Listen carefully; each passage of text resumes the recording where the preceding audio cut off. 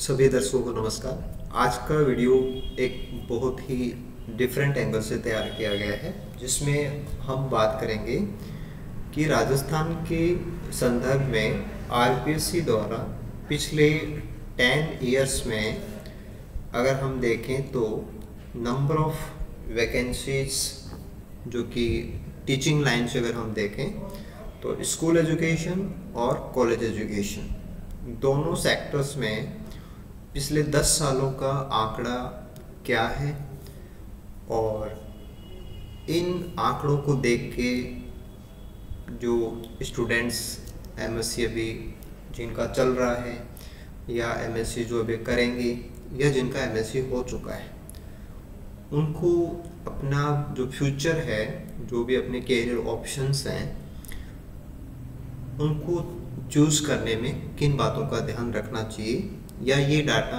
किस प्रकार का संकेत देते हैं, ये एक बहुत ही गहन विश्लेषण है जिसका जो असर है वो डेफिनेटली आपके जो फ्यूचर टारगेट्स हैं इन पे पड़ सकता है। तो एक बार सभी का चैनल पे स्वागत है।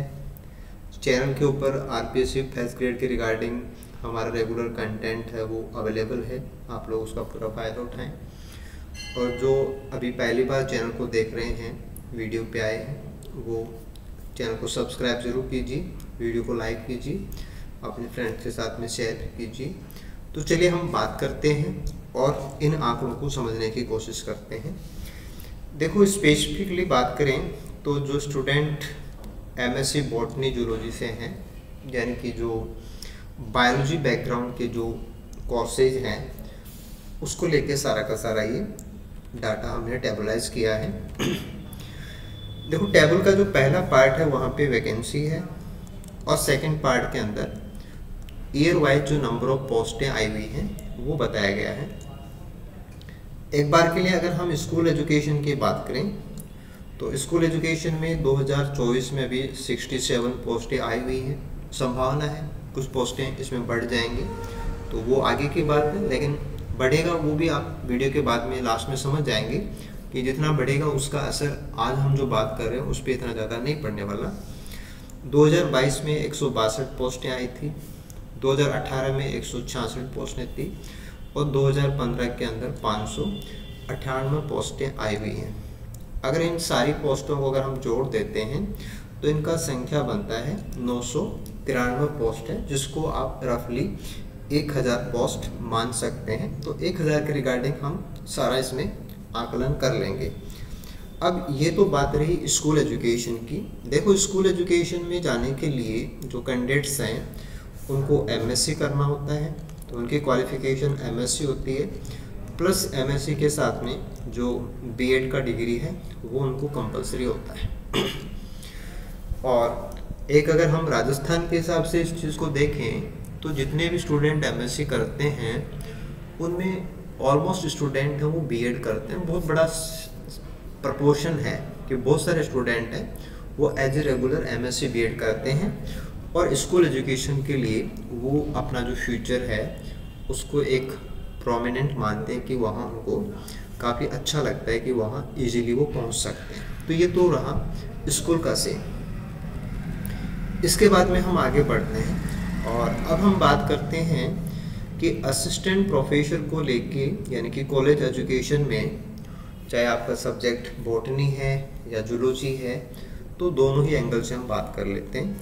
एक बार के लिए हम बॉटनी को देखते हैं तो 2023 में 70 पोस्टें रही हुई हैं, 2020 में 33 पोस्टें हैं और 2014 में 66 पोस्टें रही हुई हैं, यानी कि बॉटनी के लिए टोटल 169 पोस्टें थी। वो अपन काउंट कर सकते हैं कि लास्ट 10 ईयर का डाटा ये कहता है। ऐसे ही अगर हम कॉलेज एजुकेशन में जूलॉजी की बात करेंगे तो जूलॉजी के लिए जो नंबर ऑफ पोस्टें हैं 23 में 64 पोस्टें हैं, 20 में 30 पोस्टें हैं, 14 के अंदर 70 पोस्टें रही हुई हैं। टोटल ये फिगर है ये 164 पोस्टें हैं। ओके, तो ये तो हम आरपीएससी की साइट पे जो डाटा है उसके रिगार्डिंग हम देख सकते हैं कि जो स्कूल एजुकेशन है उस स्कूल एजुकेशन में तकरीबन 1000 पोस्टें हैं। और जो कॉलेज एजुकेशन है उसमें अगर हम 160 करके इनको देखें तो ये फिगर है वो 320 पोस्टें हैं। हालांकि फिर नंबर तो इससे ज़्यादा हो जाएगा, लेकिन एक बार रफली आइडिया लगाने के लिए हम ऐसे फिगर ले लेते हैं। तो यहाँ से देखो, आपको थोड़ा सा इस चीज़ को सीरियस देखना है कि स्कूल एजुकेशन में 1000 पोस्टें आई हैं पिछले 10 सालों में, और कॉलेज एजुकेशन में 320 पोस्टें आई हैं, यानी कि लगभग 30% है कि 30% पोस्टें हैं वो कॉलेज में आई हैं, जबकि देखा जाए तो स्कूल एजुकेशन में नंबर ऑफ पोस्टें है ना, काफ़ी बड़ा फिगर है। ठीक है, अब दूसरा हम इसमें ये बात करते हैं कि जो स्टूडेंट स्कूल एजुकेशन के लिए अपनी क्वालिफिकेशन यानी कि एमएससी और बीएड करते हैं, उनको अगर हम एक बार 100% माने कि जितने भी स्टूडेंट एमएससी बीएड करते हैं वो सारे स्टूडेंट, और उनके कंपैरिजन के अंदर जो स्टूडेंट नेट या सेट क्वालिफाइड करते हैं, यानी कि जो कॉलेज एजुकेशन के लिए अपनी क्वालिफिकेशन पूरा करते हैं, वो मुश्किल से 10% है। तो यहाँ से थोड़ा समझने का इश्यू आ जाता है कि क्वालिफिकेशन गेन करने के हिसाब से देखेंगे तो कॉलेज एजुकेशन में क्वालिफिकेशन जो होती है उसमें एमएससी के साथ में या तो नेट चाहिए या सेट चाहिए, और दोनों ही एग्जाम्स को मिला करके हमारा जो फिगर बनता है वो 10% भी नहीं है।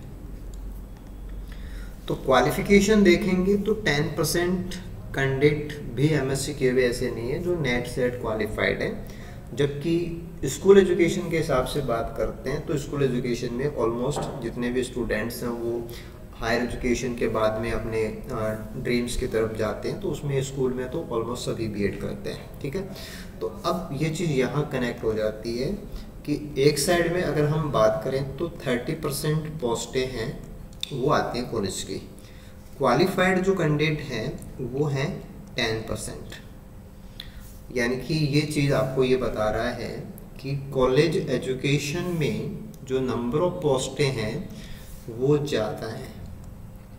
कॉलेज एजुकेशन में जाने के लिए जो क्वालिफाइड लोग हैं उनके लिए, जो स्टूडेंट क्वालिफाइड हैं उनके लिए नंबर ऑफ पोस्टेड हैं वो लगभग आप ये मान के चलिए कि 3 गुना ज़्यादा पोस्टें हैं। तो अगर हम एक बहुत सही तरीके से इस चीज़ को समझें तो ये चीज़ हमें ऐसे समझ में आती है कि आप बॉटनी या जूलॉजी दोनों में से कोई भी आपका सब्जेक्ट हो तो आपकी टोटल पोस्टें यहाँ पे 320 आई हैं, और ऐसे जो कैंडिडेट हैं वो टोटल जो स्टूडेंट एमएससी करते हैं उनका 10% से भी कम है। 10% तो हमने बड़े से बड़ा फिगर लिया है, तो 10% लोगों के लिए 320 पोस्टें आती हैं, और 100% जो कैंडिडेट्स हैं उनके लिए पोस्टें आती हैं 1000। तो अब हम देख सकते हैं कि ये कितना बड़ा डिफरेंस है, यानी कि 10% के रिगार्डिंग अगर हम बात करें तो 100 पोस्टें आनी चाहिए थी, लेकिन पोस्टें कितनी आ रखी हैं? 320 से ज़्यादा ही हैं। 320 तो हमने राउंड ऑफ करके इसको बनाया था, यानी कि 3 गुना ज़्यादा फ़ायदा है।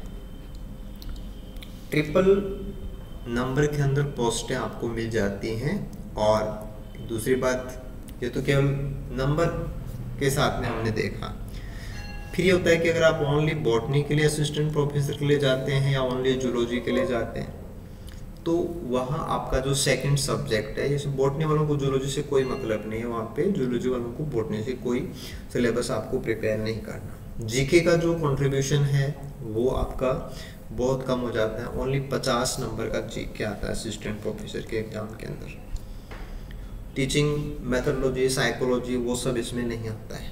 तो एक तो आपका सिलेबस का जो कंटेंट है वो काफ़ी रिड्यूस हो जाता है, नंबर ऑफ पोस्टें हैं वो 3 गुना आती है, और एक थर्ड वन पॉइंट जो इसमें और भी इम्पोर्टेंट है वो ये है, जो स्टूडेंट एमएससी कर रहे हैं वो इस चीज़ को बहुत ध्यान से देखें, या जिनका एमएससी हो गया उनके लिए भी चीज़ बहुत काम की है कि एमएससी के साथ में स्टूडेंट जो नेट है उसको सेम टाइम पे कर सकता है। यानी कि उसको अलग से नेट के लिए कोई 1-2 साल देने की ज़रूरत नहीं पड़ती है। लेकिन अगर उसको बीएड करना है तो उसको वहाँ पे एक्स्ट्रा टाइम देना पड़ता है। तो अगर आप बहुत अर्ली एक फ्यूचर चाहते हैं कि हम एक अच्छा गवर्नमेंट जॉब बहुत जल्दी चाहते हैं, तो टाइम को भी आपको कंसिडर करना पड़ता है। तो एमएससी के साथ में आप उसी टाइम पे नेट करके अपनी क्वालिफिकेशन को अर्ली गेन कर सकते हो और 3 गुना ज़्यादा पोस्टों के लिए आप जा सकते हो। तो ये आज के वीडियो का बिल्कुल से जो सार है वो आप समझ सकते हैं कि ये कोई पूरा का पूरा जो कैलकुलेशन है ये आप आरपीएससी की साइट से खुद भी कर सकते हैं। मैंने यहाँ पे इसको समझाने की कोशिश की है। तो स्टूडेंट्स को ज़्यादा जो फोकस है, जहाँ पे 3 गुना ज़्यादा पोस्टें आ रही हैं, जहाँ टाइम कम लगता है, जहाँ पे सिलेबस है वो लिमिटेड हो जाता है, वहाँ के लिए करना चाहिए। ओवरऑल बात करें तो जो स्टूडेंट अभी फर्स्ट ग्रेड के लिए प्रिपेयर कर रहे हैं उनको भी ढेरों शुभकामनाएं कि अपने सब्जेक्ट को बहुत अच्छा तैयार कीजिए। और नंबर ऑफ पोस्टें हैं वो अभी चाहे कम है लेकिन बाद में बढ़ भी सकती हैं। तो दोनों ही कंडीशन के लिए आप मेंटली तैयार रहिए और अपनी तैयारी को बहुत ज़्यादा इम्प्रूव कीजिए। चैनल के ऊपर जो भी कंटेंट अवेलेबल है आप उसका भरपूर फ़ायदा उठाइए और बाकी स्टूडेंट्स के साथ में भी शेयर कीजिए। Thank you so much. Good luck आप सभी को।